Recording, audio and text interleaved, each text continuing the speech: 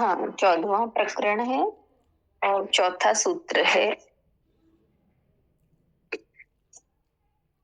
आज बता रहे हैं इसमें भीतर जो भीतर विकल्प से शून्य है, यानी कोई उसके भीतर में संकल्प आया लेकिन कोई विकल्प नहीं उठा,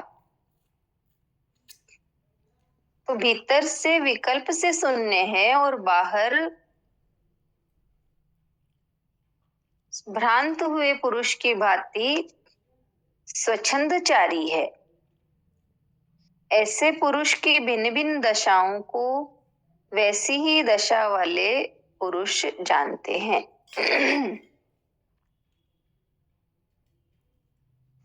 बता रहे हैं, आत्मज्ञानी पुरुष स्वच्छंदचारी होता है। उसे सद, असद, मिथ्या, भ्रांति, नित्य, अनित्य, क्षणिक, शाश्वत आदि का ज्ञान हो जाता है। यानी उसे सब सारा ज्ञान हो जाता है कि क्या सत्य है, क्या असत्य है, क्या मिथ्या है, क्या भ्रांति है, क्या नित्य है, क्या अनित्य है, क्या क्षणिक है, क्या शाश्वत है, सबका ज्ञान हो जाता है। इसलिए वह सर्व बंधनों से मुक्त होकर स्वच्छंद आचरण करता है। वह किसी के प्रतिबंध को नहीं मानता है, बल्कि स्व विवेक में जीता है, स्वाभाविक होकर जीता है। उसके आचरण सदा निर्दोष होते हैं, वह बालवत हो जाता है। करने व न करने का आग्रह ही छूट जाता है, यानी ये मुझे करना है, ये नहीं करना, ये आग्रह छूट जाता है। उसकी समस्त ग्रंथियां खुल जाती हैं, निर्ग्रंथ हो जाता है। वह समस्त कामनाओं, वासनाओं, इच्छाओं के पार हो जाता है। उसका अंतःकरण संकल्प विकल्प से शून्य हो जाता है। वह विचार शून्य हो जाता है, निर्णय एवं चुनाव रहित हो जाता है। केवल मात्र साक्षी रह जाता है, दृष्टा मात्र, किंतु बाहर से अन्य व्यक्तियों की ही भांति दिखाई देता है। तथा वैसा ही आचरण भी करता है। उसका खाना पीना, कपड़े पहनना, उठना बैठना, बात करना आदि समस्त क्रियाएं सामान्य व्यक्ति की भांति चलती है। वह सामाजिक एवं शासन के नियमों को भी पालन करता है। सड़क पर चलते हुए सड़क के नियमों का पालन करता है, व्यावहारिकता, शिष्टाचार भी निभाता है।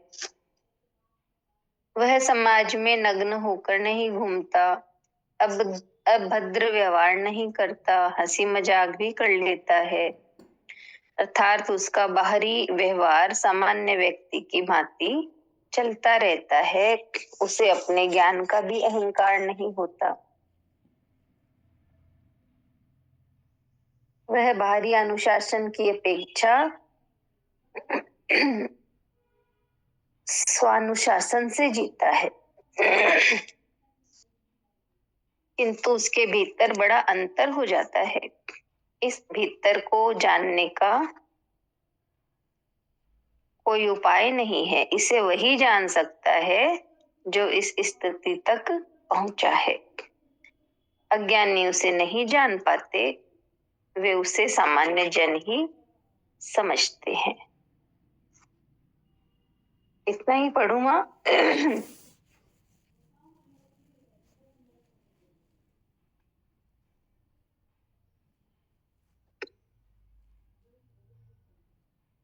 और पूरा पढ़ दूं या इतना ही छोड़ दूं? बस ठीक है, इतना बहुत है। ठीक है, समझ में आ गया होगा सबको, बहुत क्लियर से बता दिया। आत्मज्ञानी पुरुष के लक्षण बताए हैं।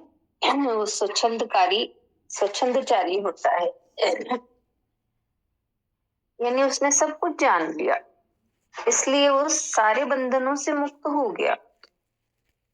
और वो किसी भी प्रतिबंध को नहीं मानता और स्व विवेक में जीता है। तो उसके मतलब वो बालवत हो जाता है, जैसे बालक। उसका अंतःकरण कहा संकल्प विकल्प से शून्य हो जाता है, विचार शून्य हो गया, केवल दृष्टा साक्षी मात्र रह जाता है।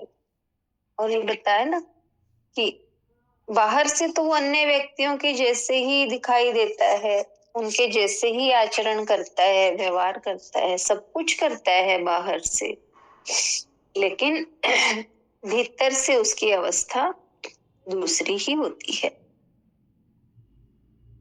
भीतर में बड़ा अंतर होता है, और उसके भीतर में क्या है ये कोई जान नहीं पाता है, क्योंकि बाहर से तो वो सभी जो लोग कर रहे हैं वैसे ही कर रहा है। तो अंतर में अंदर से वो कैसा है, उसके भीतर में कितना चेंज है, ये केवल वो ही जान पाता है जो उस अवस्था में पहुंचा हुआ है। साधारण जन या अज्ञानी उसे सामान्य ही समझते हैं, लेकिन वो उसको जान नहीं पाते कि ये आत्मज्ञानी है। तो इस तरह से बताया है, और बाकी का कल